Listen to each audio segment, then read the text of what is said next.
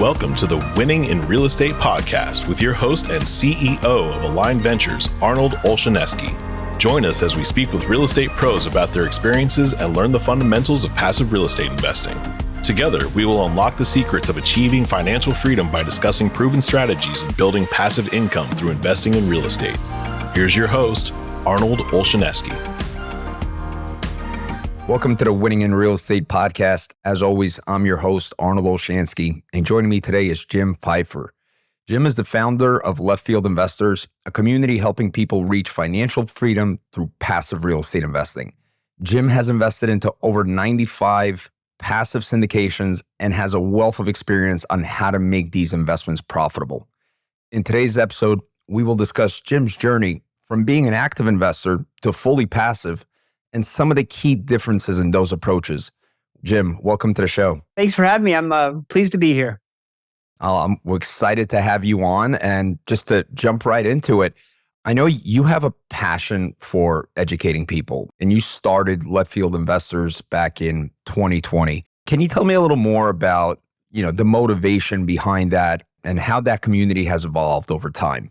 It was purely selfish. I was an active investor for a while, and I couldn't find people to talk to and learn from and network with. So I was on Bigger Pockets, and they said, hey, if you can't find a meetup, that's your fault. Make your own. So I made my own, and we were getting 60 people a month to come meet and talk about active real estate investing. In fact, that group is still going.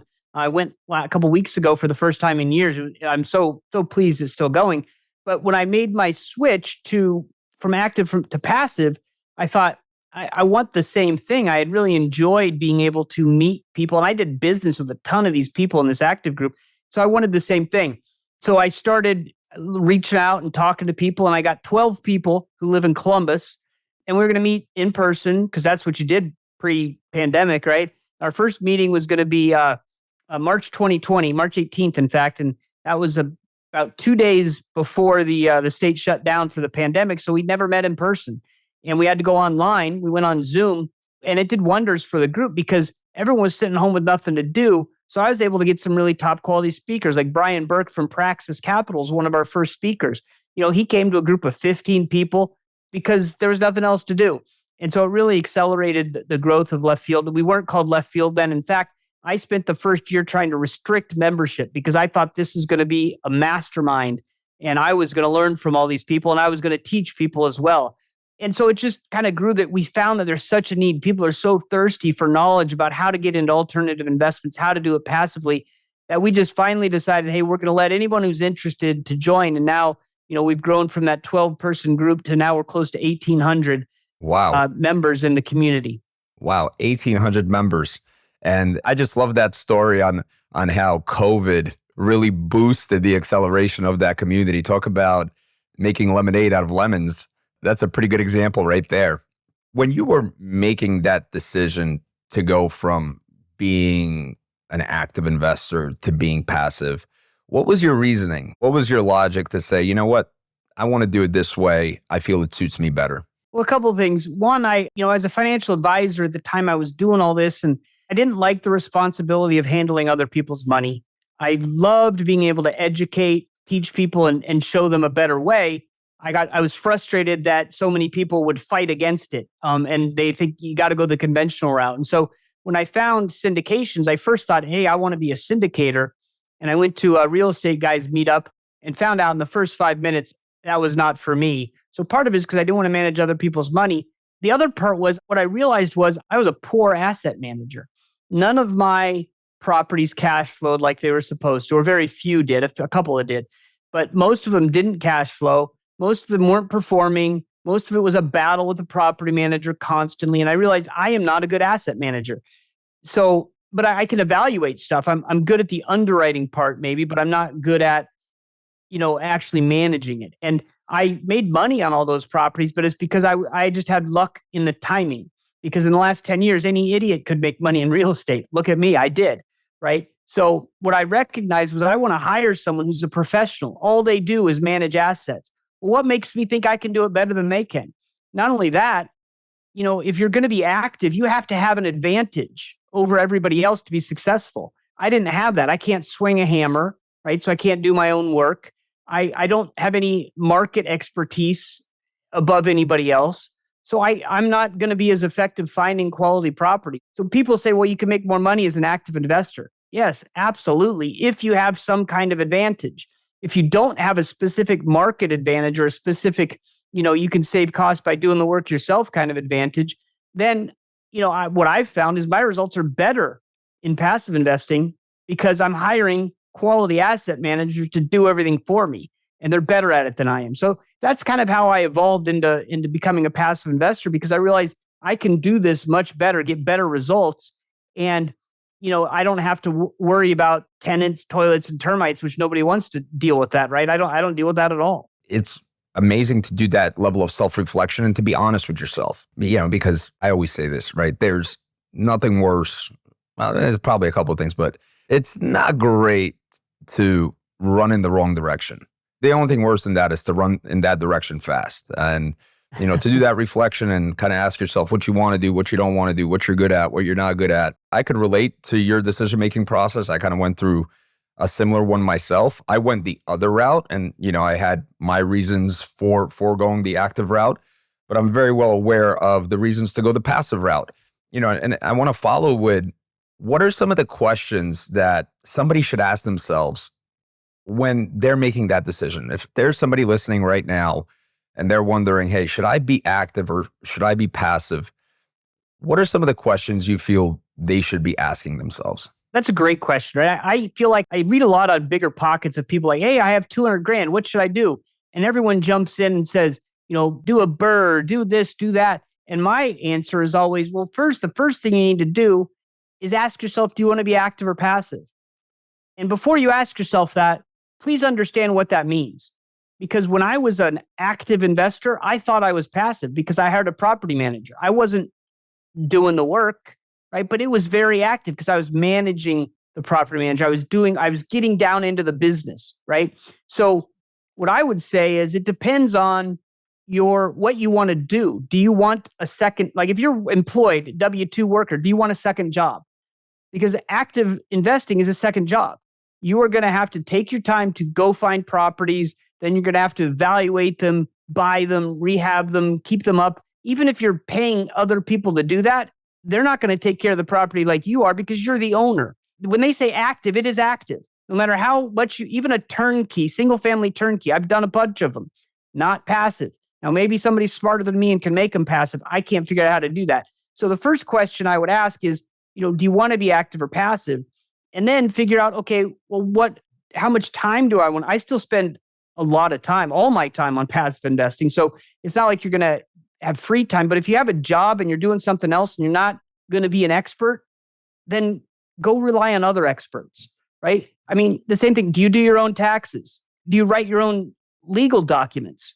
I used to do that because I was trying to save money. And then I thought, what am I doing? Right? I'm going to lose a lot more money by writing a crappy legal document or messing up on my taxes and having to pay penalties. So I hired professionals to do that. Why is my real estate investing any different? Now I do have some advantages in that I really spend time and I have a network. And so I can do passive investing maybe better than some other people. But I think you just got to figure out what time do you want to spend and how do you want to spend it, right? I'm a passive investor. I never have to leave this room that I'm in right now to do my passive investments. Now I can and I should go visit properties and operators and things, but I don't have to. If you're an active real estate person, you're going to want to go see those properties at least the first time. Now I bought properties that I didn't see, but I never bought a property that I didn't go visit the person who's selling it to me, at least for the first property, right? These turnkeys. It's a time difference in how you want to spend your time and how deep you want to dive into it.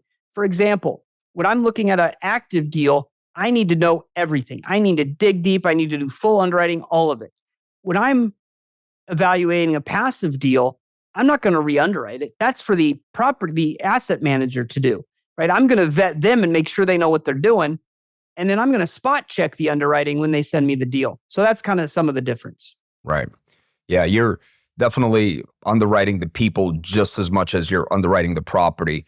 And one of the things that I run into a lot is a lot of people go the active route, right? And then they're, a year, two, couple of years into their journey, and they realize, wow, this is taking so much more time than I thought it was going to. And then they start pivoting later. I'm curious, what's your opinion? Why do you feel so many people have that misconception that, it's just going to be easy as pie, and then they realize, hey, it's no matter what, whether you have a full-time PM company or not, it's just full-time, hands-on, all the time type of job. Why do you feel that misconception is so common in the industry? I think it's podcasts, communities. No one gets on a podcast and says, hey, here's all the ways I messed up. Here's why this is so hard, right? They get on the podcast, and the people that are struggling aren't invited on the podcast anyways, right? You're pulling out the rock stars, especially like Bigger Pockets. I love Bigger Pockets. I'm not throwing any shade there. But you get on their podcast, that means you've been successful. So you've already figured it out. So it's easy for you. And you can say, hey, here's the 5 things you need to do. It's easy. See, I did it. But then you get into it and you realize, oh, I'm not that person. There's there's differences in what I do than what they do. And so I can't do it like they do. So I think that's it. And people want to be in real estate because they recognize the difference it can make in their life. And most people don't realize that there's a way to do it. These passive syndications that doesn't require all the expertise work. I mean, it does take work. It is hard, but not the same type, right? It's a different type of work. And one thing I should mention for the last question you asked is one of the big differences is lack of control in syndications, right? Which can be a blessing or a curse. In 2020, when everything cratered and, if I wanted to panic and sell all my real estate, I could have done that with my active stuff. I couldn't do it with my passive stuff. So in one sense, that protects me. But another, if I need cash, I can't get it. It's completely illiquid or mostly illiquid. So just another thing to think about. That's such a great point. I never thought of that one. And I've thought about passive and active for hundreds of hours. But that's such a good point that somebody should be asking themselves, how good of an investor am I? How good is my emotional discipline if things start dropping? Am I going to panic? Am I going to sell? Because, that's usually when people lose money, right? If they're over leveraged and they panic. And so asking those questions is so powerful. I always like to also play devil's advocate, right? So there's obviously reasons why somebody should be passive. And let's look on the other side of the spectrum. What would be some of the reasons why somebody should be active instead of passive? You mentioned one of them, right? Which is, people could have more control over the property when they sell, when they exit, when they get money out of it, and so on. What would be another couple of good reasons why somebody should go the other route? Well, one, and this might be minor, it depends on you, might be major. If you absolutely do not want to extend your taxes past April 15th, do not be a passive investor because it's all control, right? You don't have control of when the K1s come. So there's a K1 I'm not going to get until September. So I haven't filed my taxes yet. So if that makes you uncomfortable, I got an email from someone in our community who said, hey, what do? We haven't gotten our K1s yet. We can't file our taxes. You just sit there and wait, right? You don't have any options. I mean, you could file and then file an amended return or whatever, but that's going to cost money and that's pain in the butt. So that's one thing. I really think you could be both, right? There's nothing wrong with being active and passive, but I think you really, the difference is control mostly and the time horizon also. But all these things come back to control, right? These are illiquid, out of your control, and they're long-term, right? You're going to be in it until the operator decides you're going to get out of it. So it all comes down to control, I think. If you can't relinquish control and you're not the kind of person who could put, everything in somebody else's hands, and this is definitely not for you, right? If you're a total do-it-yourself person, this isn't going to work. Absolutely. And everybody's different in that sense, right? Some people can let go of that rope. I call it the rope of delegation. And some people really need to have that level of autonomy over a process. And, everybody's different. So asking that question is also very powerful. I think another great point you said is if you're investing passively in these syndications, be prepared to file an extension on your taxes every single year because you can't control when those K1s are going to be ready, especially if you're in multiple syndications. You could have 2 of the syndications delivered on time, but if one doesn't, then you still have to wait till September 15th, unless, like you said, you do an amended return, which is a whole big process. Another point is that, one of the greatest benefits to real estate investing is obviously the tax advantages, right? How are the tax benefits in a syndication different when you're active versus passive? They aren't really different. It's how you view them, right? And this is another thing that it drives me crazy, and it's changing a little bit with the new the tax laws that are changing, but everyone thinks you got to do a 1031 if you're an active investor and you want to, save on taxes. And what we do, when you're a passive investor, we call it a lazy 1031. And it's not a 1031, but it's comparable. And basically, when you buy a property, and we'll just talk from passive for a second. I mean, the taxes are a huge, huge benefit here. If you buy into a syndication, you invest $100,000, let's say. So in year one, you're going to get a paper loss, the depreciation between, $20,000 and $100,000 of paper loss, depending on the asset class and how the cost seg's done and all of that. So let's say you get 8% return in cash flow on that deal, right? So now, and let's say you go halfway, you 50%. So you have a $50,000 loss in year one because of the bonus depreciation, cost segregation, all that. And then you're making $8,000 a year on that investment. Well, the first 5 years of that investment, 6 years, I guess, you're not going to pay any tax, right? Because the loss that you have is going to offset all of that cash flow. And so if you do it right and you bank enough losses, you won't ever pay tax. And you can do that as an active investor. So what I did when I was an active investor, I sold all of my assets in the same year. I went to my accountant and I said, I'm going to have a huge tax hit. What can I do? And he said two things. The first thing he said is, Jim, sometimes when you make a lot of money, you got to pay tax. I didn't like that answer. The second answer he said is, well, you can do this lazy 1031. So basically, I took the capital that I got from selling those properties, invested it into syndications, build up enough passive loss that I didn't pay any capital gains on the properties I sold. Right? Most people would have thought, hey, I need to do an actual 1031 and take those properties. And that means you have to upgrade to a bigger property, a bigger loan. You have to stay an active investor. And you have all these rigid requirements, 60 days, 45 days. I don't even know what they are because I never do it, because you can just do a lazy 1031 and it's easy. It's not precise. You're not going to know if you had enough loss to cover all your gains until April of the following year. So you kind of got to roll the dice and maybe overdo it a little bit. But the point is, you can do it without paying taxes. And you could probably do that with active investing as well, because you get the same depreciation. But if you're doing single family assets, it's harder to do a cost seg. You could do it, but it's harder. So there's some differences. But with passive investing, the lazy 1031 is just easy, and there's no reason not to do it. Right.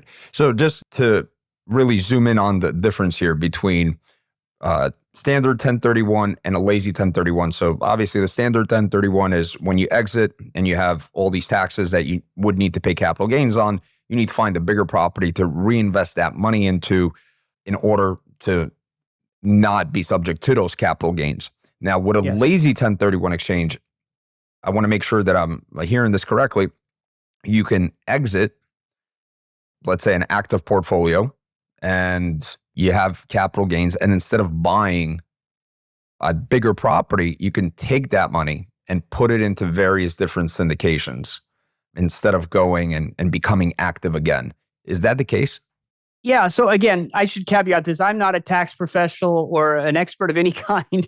I did it, right? So I know it works. But what you need to do is you need to invest in passive investments that you know are going to have a pretty big tax loss, right? Because what you're doing is if you take $100,000 and you invest it and you get that $50,000 of loss, now that $50,000 of loss can offset the gain that you had by selling your other property, right? As long as the loss occurs before the gain or in the same year of the gain. And that's the easy part of this, is you don't have those 45 or 60-day requirements, but you need to have the loss happen in the same tax year or the tax year prior to be able to apply them to the gains that you made in that year. Yeah, I know one of the big differences in the tax benefits between being active and passive is when you're an active investor, you can take those losses and you could apply it to your active income. So if you have a W-2 job or any income that's not labeled passive, you could take those losses and apply it to that. But I believe from my understanding of the tax code that if you are a passive investor and you have a W-2 job, you cannot take those losses that you get on paper and apply it to your, say, W-2 income that you have, or your business income, or any other income that's considered active. That's mostly right. I think to actually be able to take your active losses and apply them to your W-2 income, you have to be what's called a real estate professional. And to get that status, you have to work 750 hours in active real estate. And so I was talking to a CPA today. That's why I remember these numbers. But he said that it's almost impossible to do if you have a W-2. If you're if you're full-time real estate professional, meaning that's the only job you have, then it's easy to get that status. The only other way is if you're a full-time W-2 person and your spouse is a real estate professional, then you can offset your income. But I would just recommend, talk to your CPA, but be very careful about, if you're not a full-time real estate professional, then you can't have the losses offset your W-2. I know another caveat of that is not only is there 750 hours as the minimum, but also it has to be more than 50% of what you work on. So if you have a business or job where you're actively participating in it and you're working 751 hours there, that's not going to fly.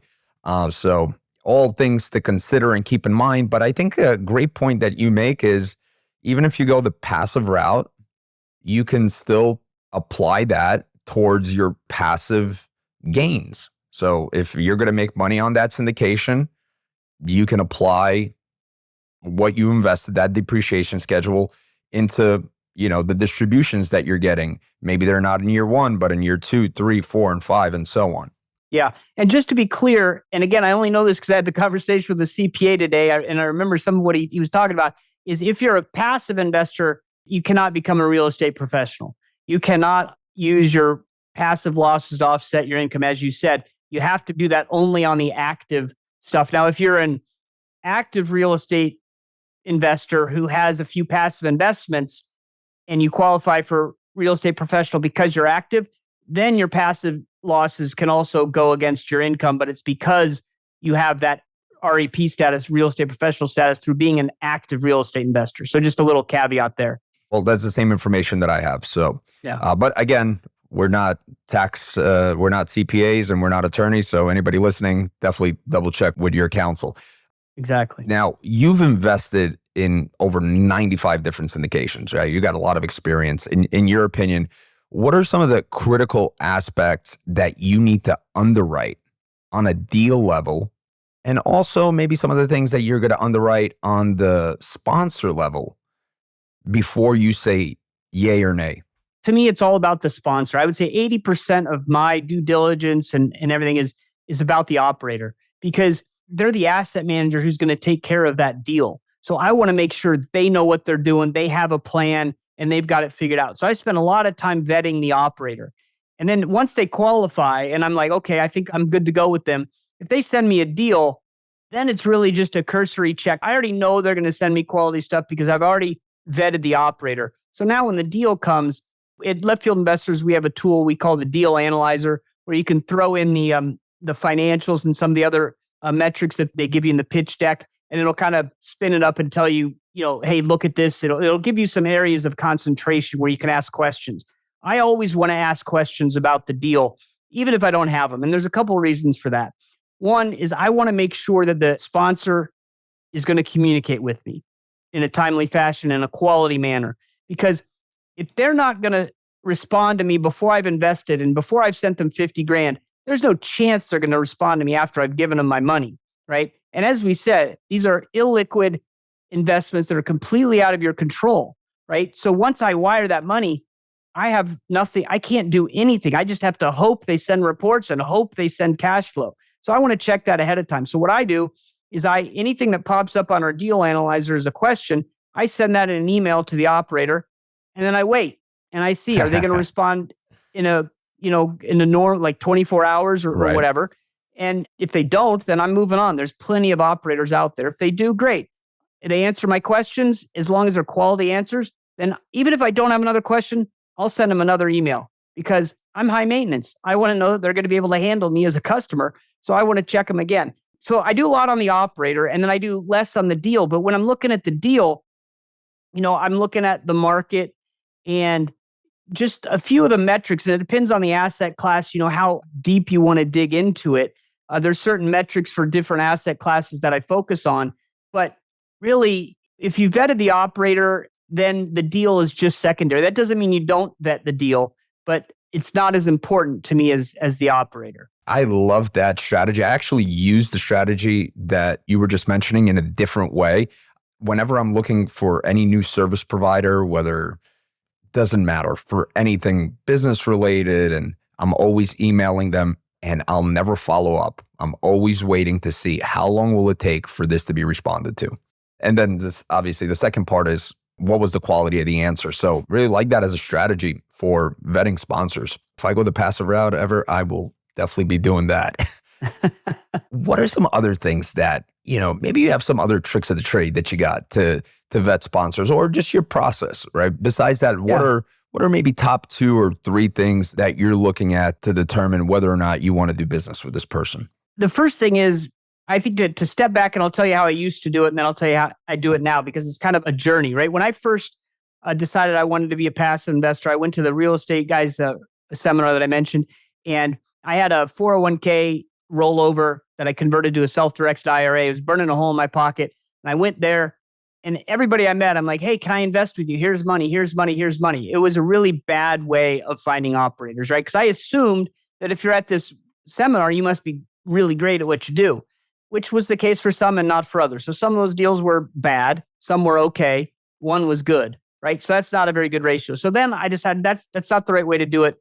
So then I started listening to podcasts, reading books, and I'd listen to a podcast and I'd hear an operator. I'd call them up. I'd talk to them for 30 minutes. They'd send me a deal. I'd maybe talk to them for another 15 minutes about the deal. And then I'd have to make the decision, do I send them $100,000 or not? I didn't know if they were just a really great marketer and podcaster, or are they a really great asset manager? No idea, right? It was much better than the first thing, just going and throwing money at people, but it still wasn't ideal. And then once we started this community, now we talk about community as a verb. So we community the operator. And what that means is now I won't invest with a new operator unless they're referred to me by somebody in my community who I know, like, and trust, who is already invested with that operator. It doesn't mean that they've gone full cycle. It just means they've had a year, say, with that sponsor. So they know, if you send your wire, which is terrifying, right? To send a wire anyway, if you send it there, they're going to get it. They're going to invest it. And they're going to send you reports and maybe some distributions.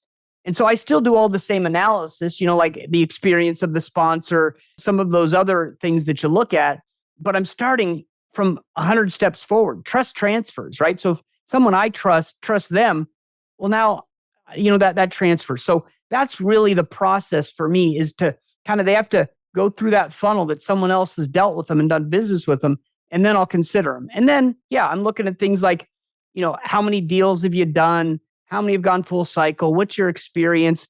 And then some of the operating stuff. Do you, hire property managers, that in-house? Just a lot of those questions just to kind of get to know them a little bit. And at the same time, I don't want to exclude someone just because they don't have experience, but especially in difficult times, uncertain times like we're in now, I probably lean a little bit harder on the how long you've been doing this thing.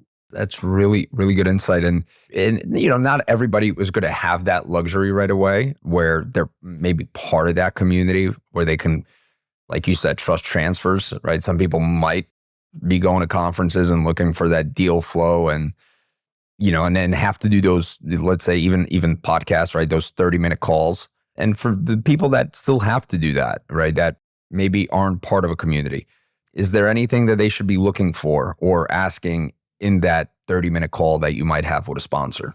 Well, first, I would say there's no excuse for not being part of a community. I'm completely biased. I think Left Field Investors is great. But the thing I always tell people is you need to join a community and have a network. Because if you walk out your front door and you go to talk to your neighbors, or you go to a family, 4th of July picnic, and you're talking to your family and you say, hey, let's talk about finances, right? What are they going to talk about? Their 401k, the interest rate they got on their mortgage, their 529 plan for their kids' college. And you're going to say, oh yeah, but what about these real estate syndications? And all of a sudden you're going to be sitting there, eating a piece of watermelon by yourself because everyone's going to walk away. Who's that crazy guy with the syndications? So there is no place to get this knowledge other than, joining a community, building a network. If you don't like any of the communities out there, build your own, right? But it is so critical because, as I said before, long-term, illiquid, out of your control, you cannot make a mistake on the sponsor. And so if you're going to go and say, hey, I'm going to do this on my own, that's fine. I can give you a list of questions to ask the sponsor. You'll still lose money on some deals because you picked a bad sponsor, right? That's just going to happen. It'll still happen doing it the way I do it, where you get referred from people you trust. There's still going to be deals that go south, but at least hopefully they're deals that go south with an operator that you can trust, right? Not everyone's going to have perfect deals. I think it's critical to find an operator through a method, to find a community that'll help you out. And again, I know I didn't answer your question. I kind of skirted around it, but that's truly how I feel. You got to have other people helping you out. This is not a, lone cowboy type of thing. This is everybody on the ranch pulling together. Speaking of, for example, left field investors, is that a community of all passive investors, or is it a mix of passive and active investors? How is that community structured? It's mostly passive. I mean, we all talk about passive. That's what we do in the community. There's people that are that have active sides to them. There's operators, asset managers who have their own syndications, but maybe they want to branch out into a different asset class, so they're a limited partner on other deals. They'll join the community. We do have people who have their own single families that they own, or small multis or something like that. We also have some who have half their assets in the stock market and another thing. So we focus on passive investing in real estate syndications. That's the focus of the group. But we have all kinds of people in the group that do all kinds of different investing.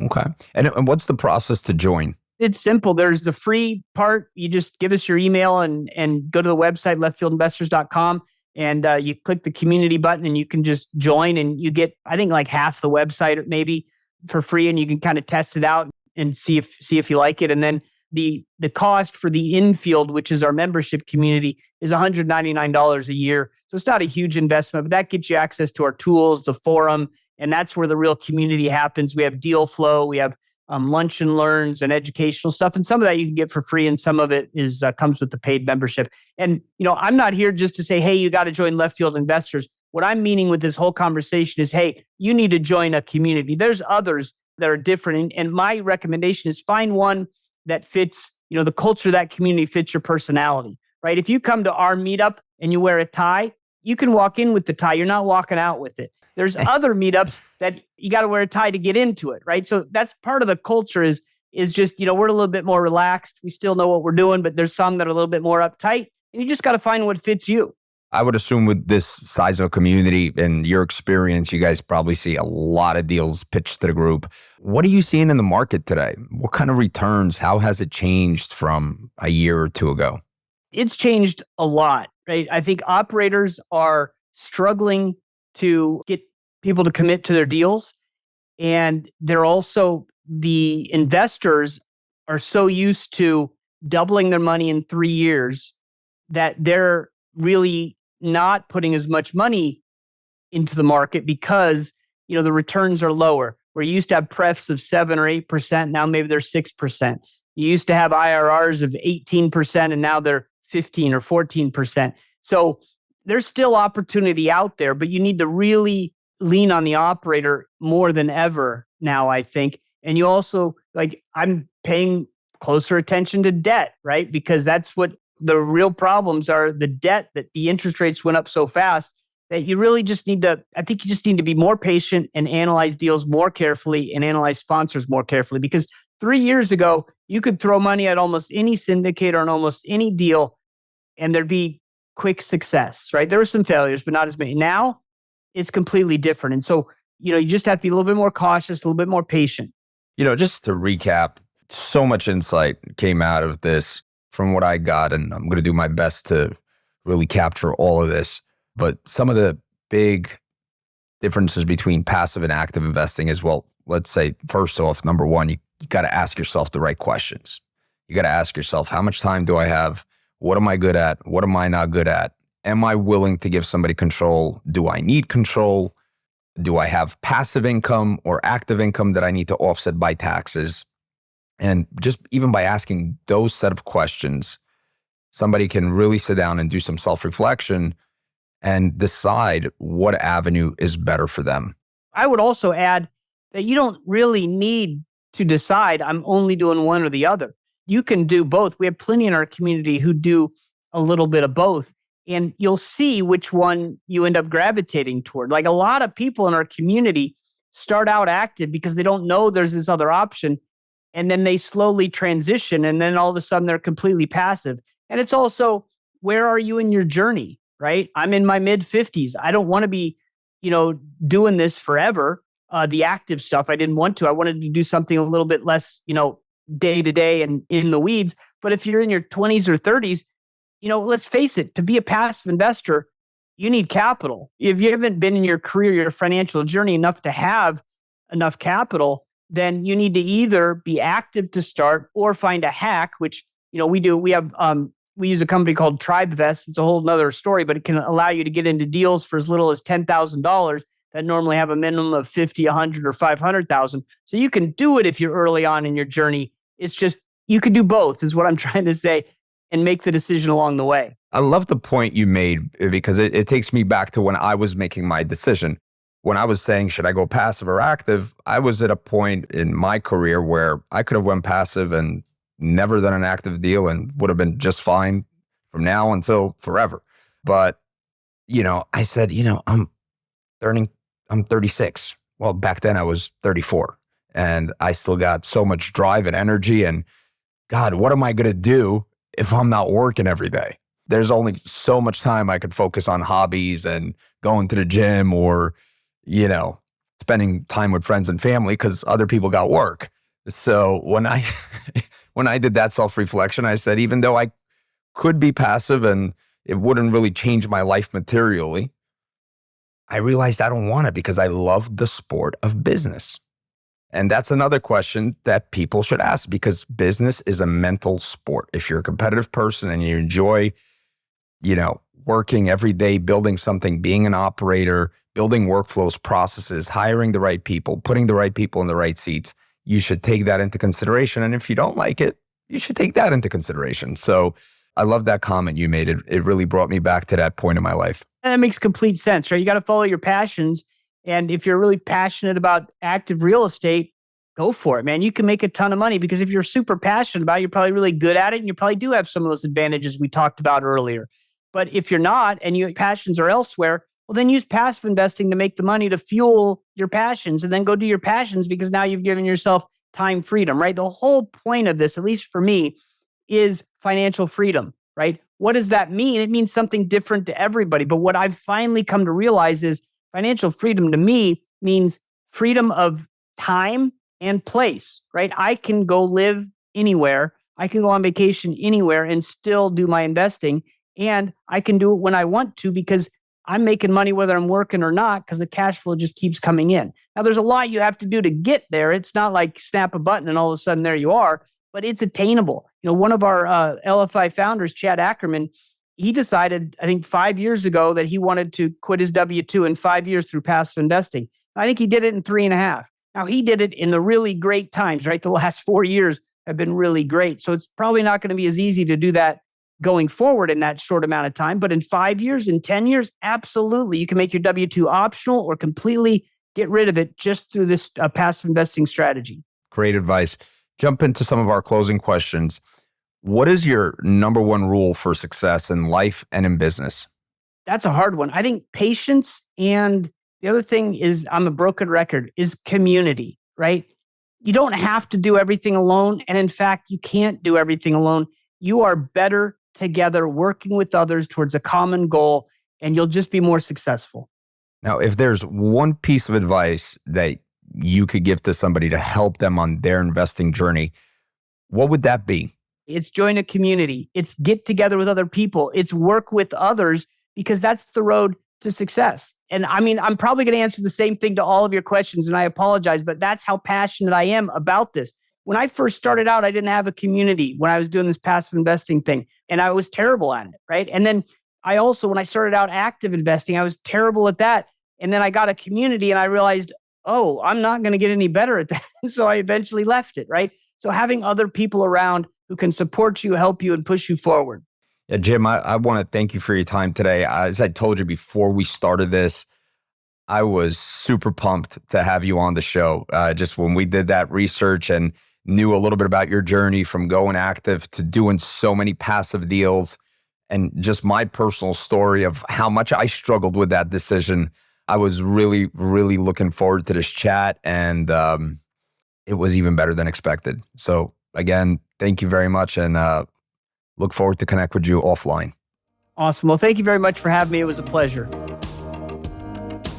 Winning in Real Estate listener, thank you for joining. If you enjoyed this episode, please leave us a 5-star review, share this podcast with somebody you think can benefit from it, and also don't forget to follow and subscribe.